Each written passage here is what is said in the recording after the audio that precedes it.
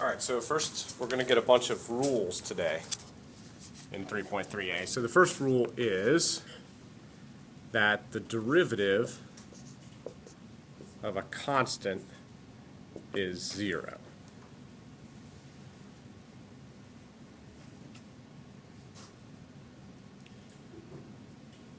So when I say this, what I mean is, let's pretend the constant is 4. So that means that the function is f of x equals 4. So what would the graph of that look like? If you graph f of x equals 4. It's just a flat line, right? So f of x equals 4 is a flat line up at 4. It's y equals 4. So do you agree that the slope of that is always 0? Good. So that's all I'm saying here. If you take the derivative of a constant, it's 0. Now don't mix that up with the limit of a constant. The limit of a constant is the constant, right? The limit of 5 is 5. The limit of 7 is 7. But the derivative of 7, since it's a flat line, is 0. So the derivative of a constant is 0. Okay, so then let's make the function slightly more complicated and say it's the function f of x equals x. And so I'm going to calculate the derivative of this function. And we've used the x approaches a method a lot, so I'm going to use just the h approaches 0 method today, just so you know they're totally interchangeable. All right, so I'm taking the limit as h goes to 0 of f of x plus h minus f of x all over h. So I'm trying to get a formula that tells me the slope of this function. Okay, so the function y equals x, it always spits out what you put in. So if you give it 7, then the y value is 7, because this is y equals x. So if you give it 5, it spits back 5. So if you plug in x plus h, it spits back x plus h. So this is the limit as h approaches 0 of x plus h. So since the x value is x plus h, the y value is going to be x plus h. So you plug in x plus h, it spits back x plus h. Okay, what's f of x then? You give it x, it gives you back x. So that's x. Then the x minus x cancels, right? So it's h divided by h. And h divided by h is 1. And then what's the limit of 1? 1. Derivative of 1 would be 0, right? But the limit of 1 is 1. Okay, so the graph of y equals x. Do you agree that the slope is always 1? Yeah, of course, because it's just a 45-degree line. It's a straight line, so the slope is always the same number. And since it's at a 45-degree angle, the slope is always 1. Okay, so the slope of f of x equals x, the derivative is 1.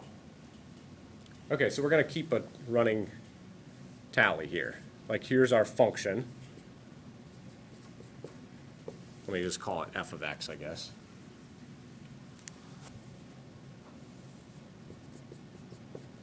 And here's our f prime of x. So if f of x equals x, the derivative is 1.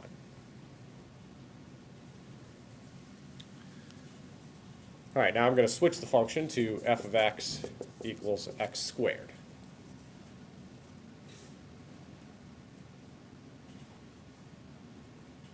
And I'm going to find the derivative of that. So I'm doing this, right? This is the formula to find the derivative. So I just got to do this formula. So if I plug x plus h into this f, what do I get? X plus h squared, right? If I plug 3 into this function, it's 3 squared. If I plug 7 into this function, it's 7 squared. So if I plug x plus h into this function, it's going to be x plus h squared. Then, of course, f of x is x squared. all over h.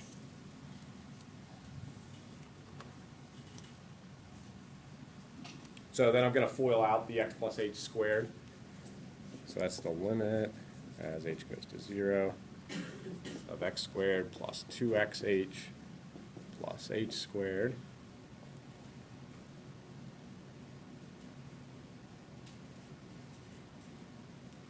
It's kind of early on a Monday. Is everybody okay with that? 2x plus 2xh.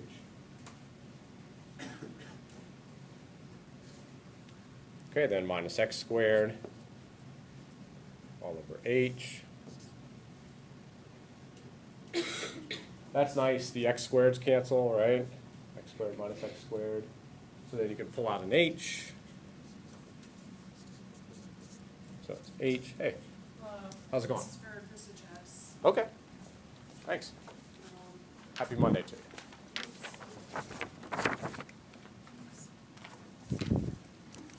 So pull out an h, and then it's 2x plus h all over h. So then that's nice. The h's divide out to be 1.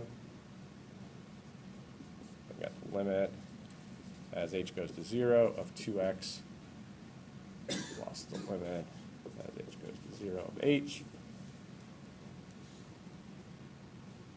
So I've distributed the limit past the plus. So what's the limit of 2?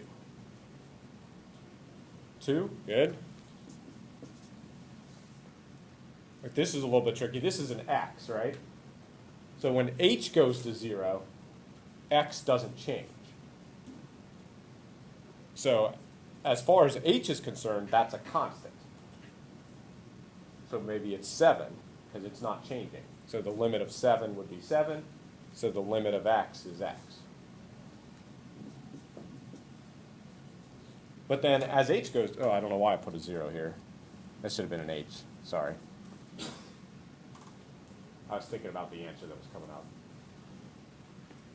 But then as h goes to 0, what does h go to? 0.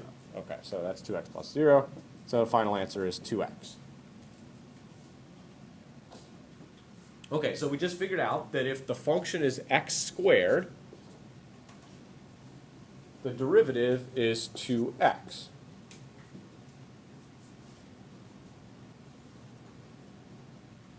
Okay, so we're going to do one more, and then there's a pattern here. Okay, so now I'm going to make f of x x cubed.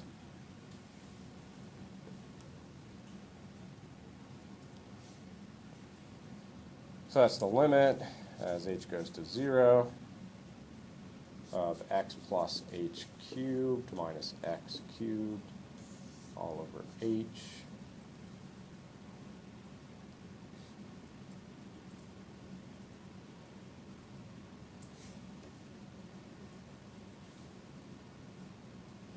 The only thing tricky there that's a little bit tricky is this is f of x plus h, right?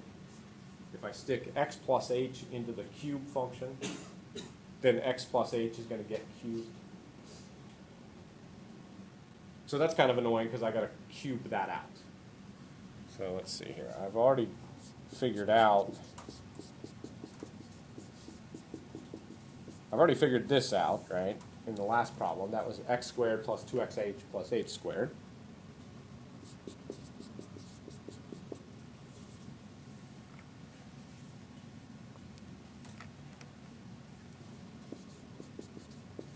And I have to multiply that by x plus h. Okay, so the way to figure that out is I've got to multiply x by everything. So the x distributes and the h distributes. So it's going to be x cubed plus 2x squared h plus xh squared. That's distributing the x. All right, so I got the limit as h goes to 0 of x cubed plus 2x squared h plus xh squared. Not done yet, but so far I distributed the x, took x times everything in the parentheses. So now I got to go back and multiply h by everything in the parentheses. So that'll be x squared h plus 2x h squared plus h cubed plus x squared h plus 2x h squared plus h cubed.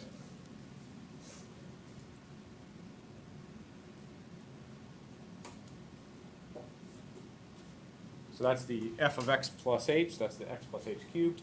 Now I gotta subtract x cubed and divide by h.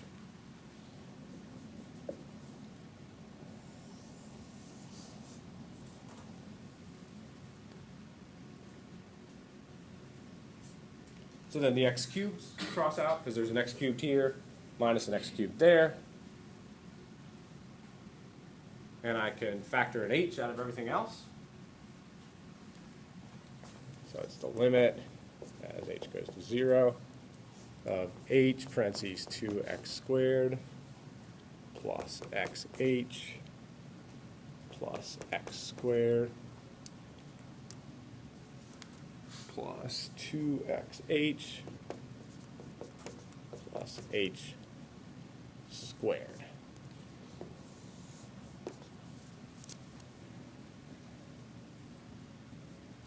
Just double checking, I think I got it.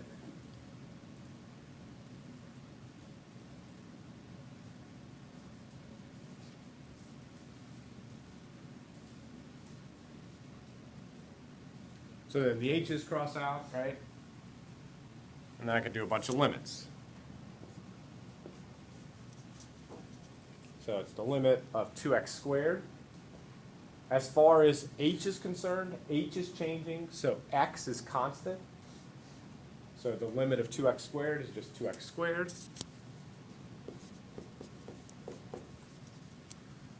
The limit of x is x, because that's a constant, but the limit of h is 0, because it's going to 0.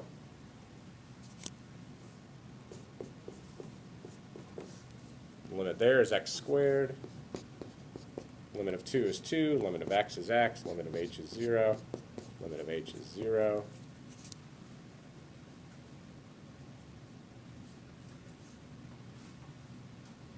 So pretty much everything goes away except we got 2x squared and another x squared. So altogether that's 3x squared.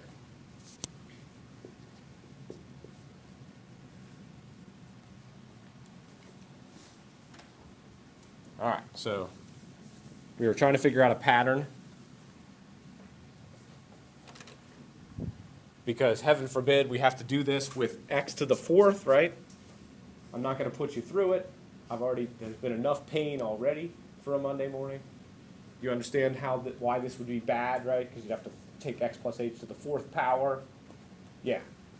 Okay, so but here we got x cubed. We started with x cubed and we got 3x squared, right? Okay, so here's the pattern. The pattern is, if it was x to the 4th, the pattern is that the exponent comes out front. See how the 3 ended up in front? See how the 2 ended up in front? So the exponent comes out front, and then you subtract 1 from the exponent. So the 3 became a 2, the 2 became a 1. Okay, so just to see if you heard, what would the x to the 7th be? Yes, Michael. Exponent comes out front, so it's 7 in front, and then you subtract 1 from the exponent, so 7x to the 6th. Okay, so this is a really big deal. It's a big deal shortcut called the power rule. Okay, so this is the power rule. And the power rule says if f of x equals x to the n power, so this rule only works if you have an x to a power, like x to the 5th or x to the 99th, then the derivative is you bring the exponent out front, so it's going to be n in front, and then an x, and then you subtract 1 from the exponent, so n minus 1. Okay, so this is called the power rule, and the big deal about this is now we don't have to go through this whole painful limit as h goes to 0 of f of x plus h minus f of x all over h every time. So we spent a couple of weeks using that formula over and over again, and it's a pain in the butt because the algebra is tough. And so now, at least on some problems, I mean, it only works if it's x to a power, right?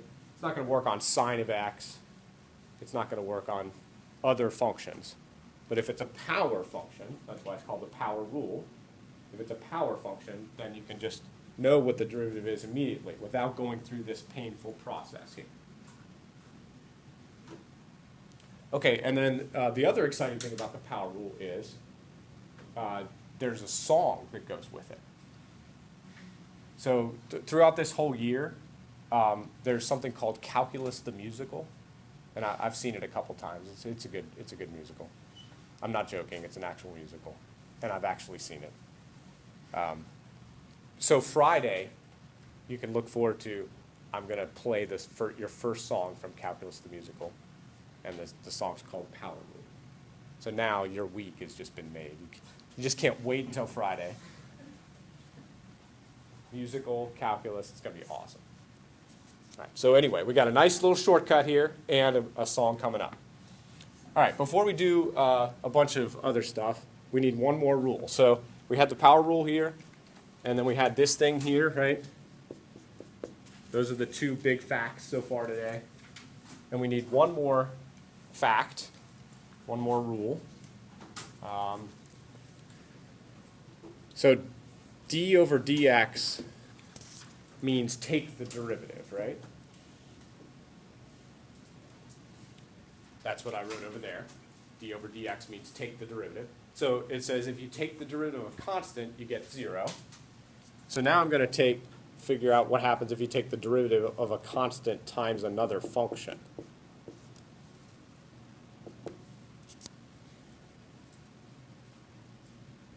So for example, if it's 7 times x cubed, or 58 times x to the 4th. Okay, so what happens is the constant can come in front of the derivative. So it's the constant times the derivative of the function.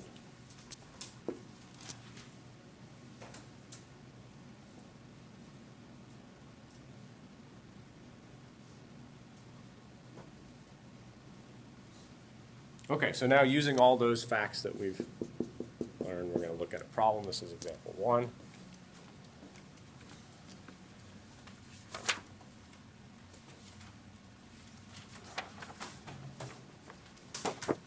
Oh, I see here in my notes, I forgot to mention one other thing, but it's easy. Not quite ready for example 1, sorry.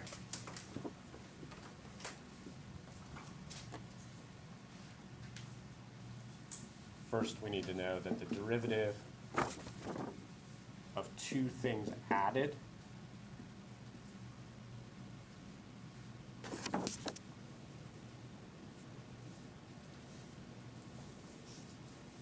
is the derivative of the first thing plus the derivative of the second thing.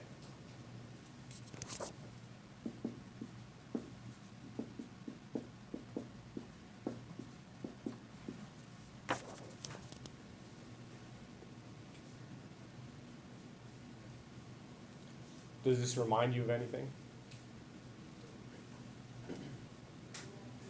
It's like the limit law for plus, right? If we had a limit in front of here, the limit could go past the plus. So I'm saying that so the derivative goes past plus also. And derivative goes past minus as well.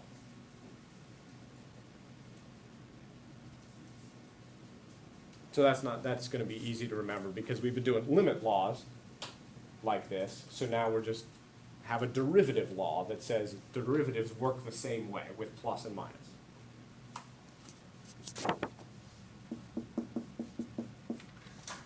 Okay, so let's say your function is y equals 2x cubed minus 3x to the fifth plus 4.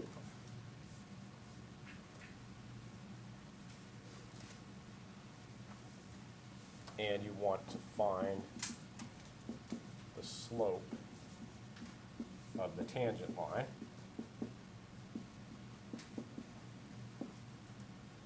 at x equals 1.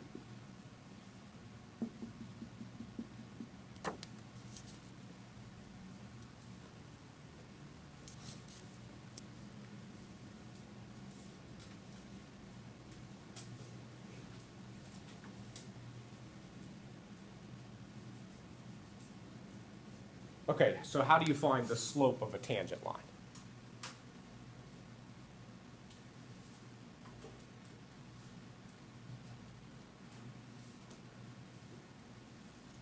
Well, you have this point, right?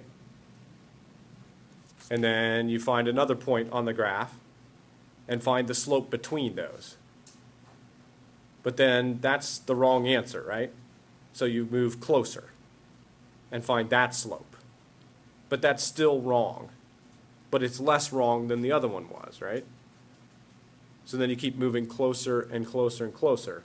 So you calculate a bunch of slopes.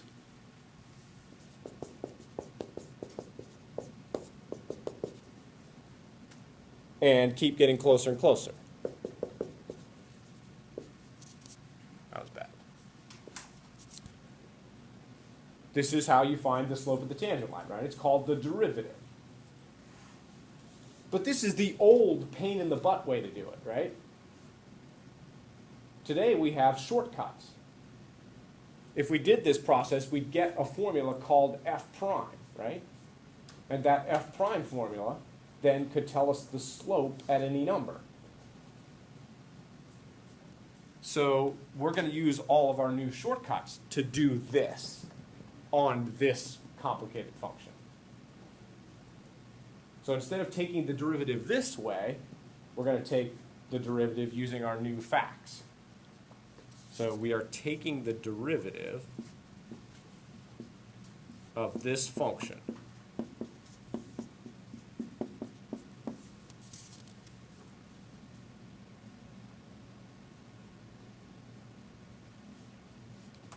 So before I told you all these new rules, the only way to do this was to do this, right? Or you could have done h approaches 0, but that's the same thing. Okay, so first of all, derivative can go past minus and plus, right? So I can put the derivative in front of here, and the derivative in front of there, and the derivative in front of the 4.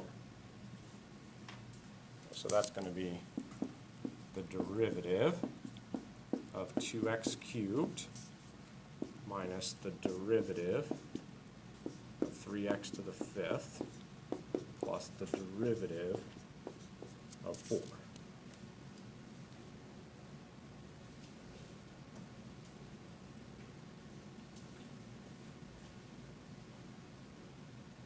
So all I did so far was use this rule right here that says I can move derivative past plus and minus. Okay, then what can I do with this 2? That's this rule right here.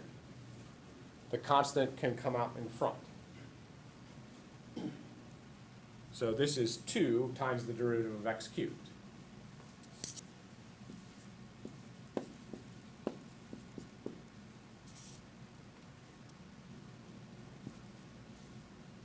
And then same thing with this 3, right?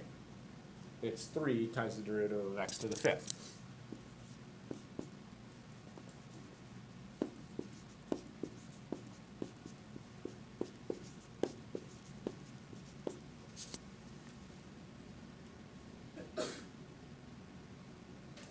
So all I did from this step to this step is I used this rule here that says a constant can come out in front of a derivative.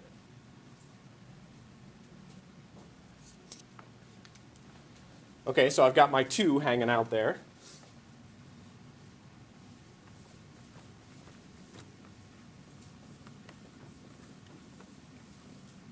And then what's the derivative of x cubed? 3x squared, right? You just bring the 3 in front. Yeah. It's not following. Oh, thanks. You're not following, or it's not No, following? it's- Okay, just checking.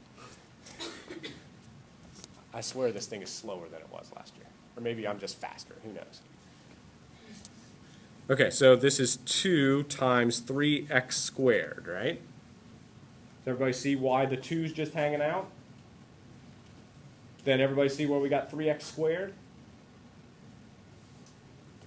Okay, then minus 3 times what? 5x to the 4th, right? 5 comes out in front, subtract 1 from the exponent. And then, is that a plus or a minus down there? Well, I miscopied it, didn't I? I wrote a minus, but it should have been a plus, right? Okay, so plus, what's the derivative of 4? 0. That's why I didn't erase this, right? That's the first thing I said today. The derivative of constant is 0, because it's just a flat line. So the plus 0. Okay, so final answer then is 6x squared minus 15x to the 4th. Yes. Right here? Okay, so do you see where the 2 came from? All right, then for x cubed, I just used the power rule. I brought the 3 out front and subtracted 1 from the exponent. So the new big deal rule says that if you have x to a power and you're trying to take the derivative of it, instead of doing all this algebra, you just go and subtract, and you're done. Good. Everybody, yes, Bailey. On that step, there, why did you take the derivative of the x cubed? Why did you put it between the 2 and x? Because of this rule. Doesn't matter, it's for Bailey, not for them. Because of this rule.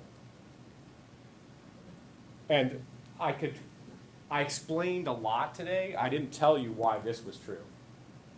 But you can just bring a constant in front of that symbol derivative. Good. Yeah. Yeah, that's what bothers people. If it's the derivative of just a number, it's 0. But if it's the derivative of a number times something, it's not 0. The 2 comes in front. And the reason you don't like that is I'm just telling you that. Everything else I explained why today. That I just said it was true. I don't have enough time today to explain why that one's true. So for now, eventually I will be able to tell you. But for now, just when it's a number times some other mess, just it goes in front of the ddx symbol called take the derivative. Good. Okay, so what is this function here called?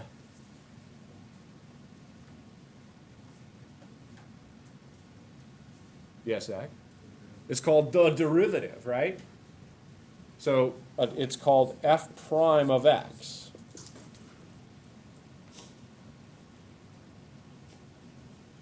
Okay, so the f of x was the original formula, right? And that inputted x's and outputted heights. So if you wanted to know the y value of a point, you would use the original f of x function. What does the f prime function output? The slope, right? Okay, so the f of x function inputs x's and outputs y values. The f prime function inputs x values and outputs slopes. Slopes of the curve at any point you want. That's what the derivative is. It's a formula that outputs how steep the original curve is. Okay, so what this formula will do for me is it'll tell me how steep this is. Yes, Lauren. Yes, so if you want to find the slope of the tangent line, that's just another name for the slope of the curve, right? because the slope of the tangent line matches up with how steep the curve is. So all I have to do to answer the question now is stick 1 into that function. Because that function that I just created, called the derivative, is the function that tells me how steep the curve is. Okay, so the answer to my question is f prime of 1, which is 6 times 1 squared minus 15 times 1 to the 4th.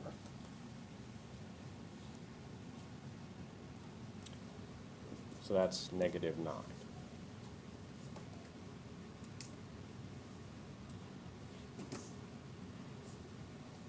So apparently if I graphed that complicated function, 2x cubed minus 3x to the 5th plus 4, I don't know what it looks like. Something like that, maybe, who knows. At 1, the slope is negative 9. Both the slope of the curve and the slope of the tangent line, because those are the same thing. The slope of the tangent line models how steep the curve is.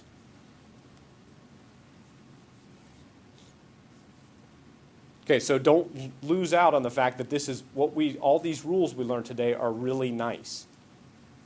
In order to find the slope of this, we used to have to do this nastiness every time. Right? I've been drilling into you. That's how you find the slope. But now we can avoid this some of the time. It only works. We've only got it for powers, right? So there's other things that aren't powers. So we still will need this. But at least now we have a quicker way of finding the slope of the curve. Okay.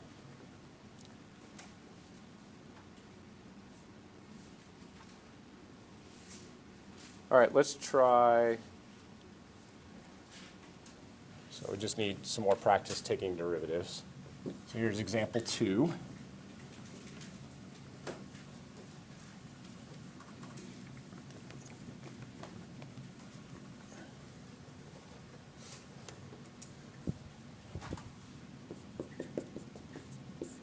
This is y equals x to the negative 4th over 4 minus x to the negative 3rd over 3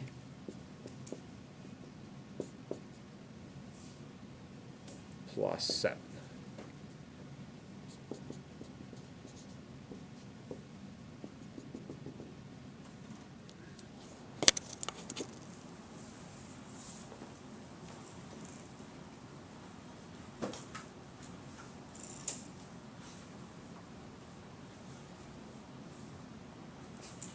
Okay, before I attempt to find, so we've written f prime. I don't think I've ever written y prime.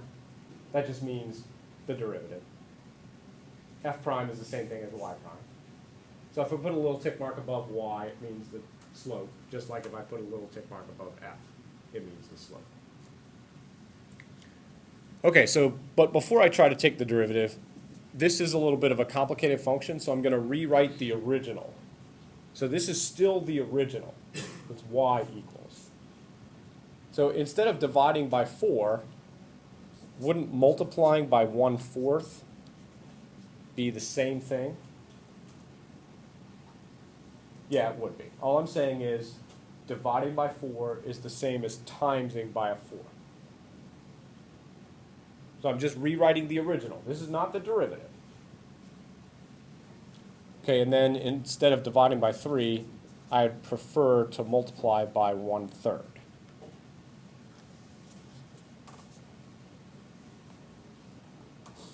Okay, so I haven't done any calculus yet. All I did was rewrite this in a different way. Okay, so, and I did that because I didn't know how to deal with division. I didn't teach you a rule about division. I just taught you a rule about multiplication. So I had to change it into multiplication so that I could follow this rule. All right, so now I'm ready to take the derivative. So I'm going to take this mess and take the derivative of it. Okay, so when I take the derivative of y, of course that's going to give me the new function y prime, right? Okay, now I'm going to move the derivative past this minus and past this plus. So it's the derivative of 1/4 x to the negative fourth minus the derivative of 1/3 x to the negative third plus the derivative of 7.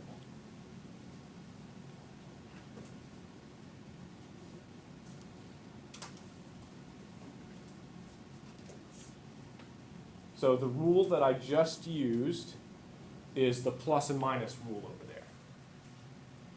I'm allowed to move derivative past minus and past plus, so I did that.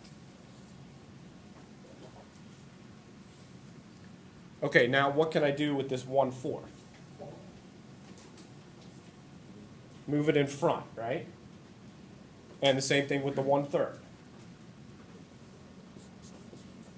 So it's 1/4 times the derivative of x to the negative fourth minus 1/3 times the derivative of x to the negative third.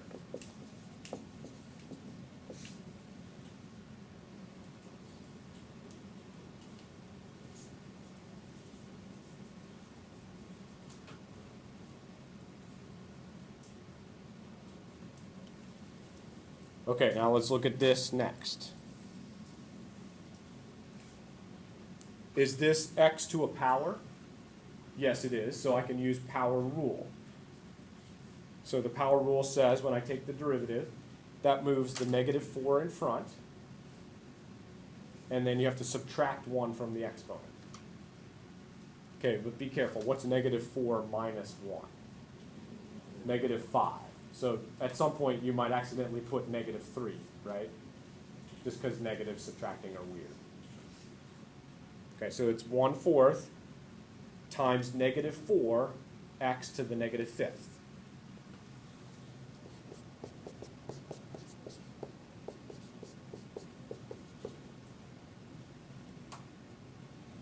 Then the 1/3's hanging out.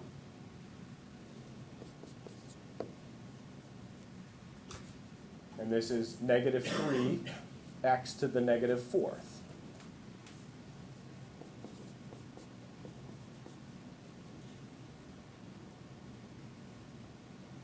Okay, then I panicked a little bit because I thought I was running out of space. But luckily, this derivative is 0, right? So I don't need any more space up there. Everybody okay? All right, so final answer is, well, 1/4 times negative 4 is negative 1. And negative 1/3 times negative 3 is positive 1. So y prime equals negative x to the negative fifth plus x to the negative fourth.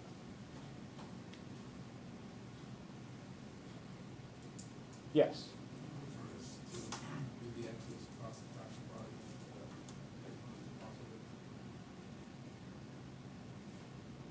You could, but I didn't teach you how to take the derivative of 1 divided by something. So that's why I didn't do it here before I took the derivative. You could, certainly you could rewrite this, but it's not necessary. And but you're right. It would be the same thing. Once you're done with calculus on a free response question, then you don't have to necessarily simplify any further. Now, if this was a multiple choice question, maybe the multiple choice answer is the one you're thinking of, or maybe it's this one. You just have to look at the choices to know how far you need to go. Good. So what does this formula do for us? It gives us the slope for what function? This one, right? The original one. So if I graph this, that tells me how steep this is. So for example, if I want to know how steep this graph is at 7, I plug a 7 into there. If I want to know how steep this graph is at 5, I plug a 5 into there. Okay, just a couple more things. A horizontal tangent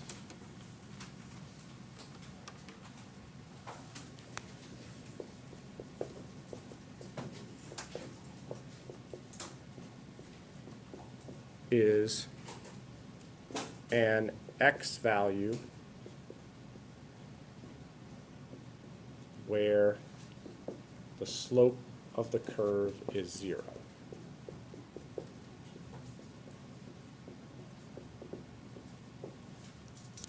The horizontal tangent is an x value where the slope of the curve is 0.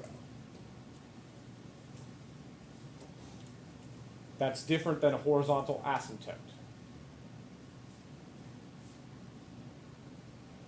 Okay, so it's a little bit confusing because we've had vertical asymptote, vertical tangent, and now horizontal asymptote and horizontal tangent.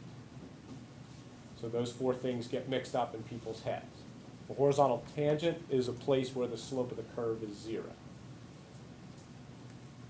Okay, then, so this would be example 3. We're going to find the first 3 derivatives of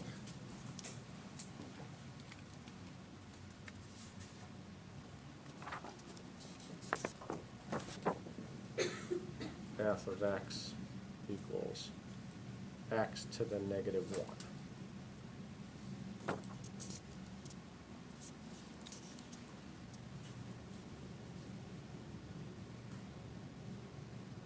Okay, so finding the first derivative just means find that.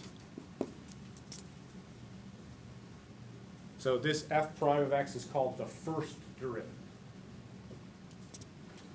So what is the first derivative of this?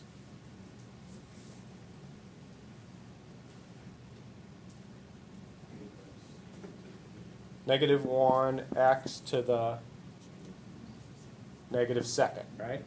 So all I did was I moved the exponent out front and subtracted 1 from the exponent. I used the power rule. Okay, so then it says find the first 3 derivatives, so that means do it again.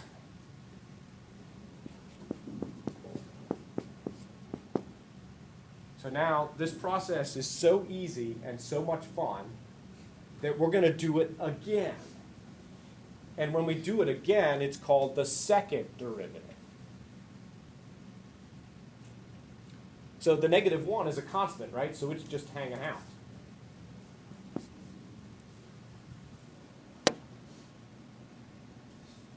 Using this rule, right? And then the derivative of x to the negative 2 is negative 2x to the negative third. So that's 2x to the negative third.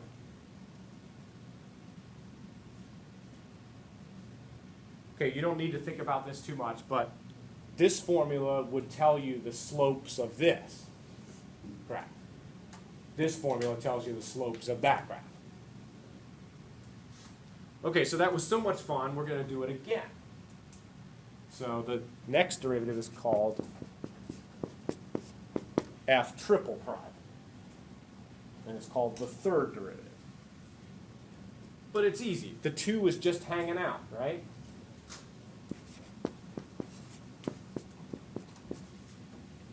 And then you use the power rule.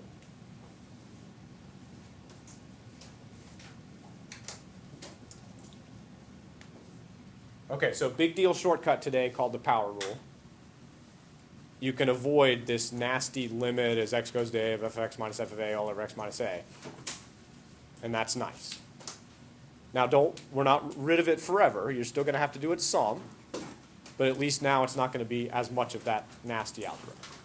And then the other bonus is there's a song that goes with it that you get to hear. Maybe I'll even sing on Friday. We'll see. See what kind of a mood I'm in.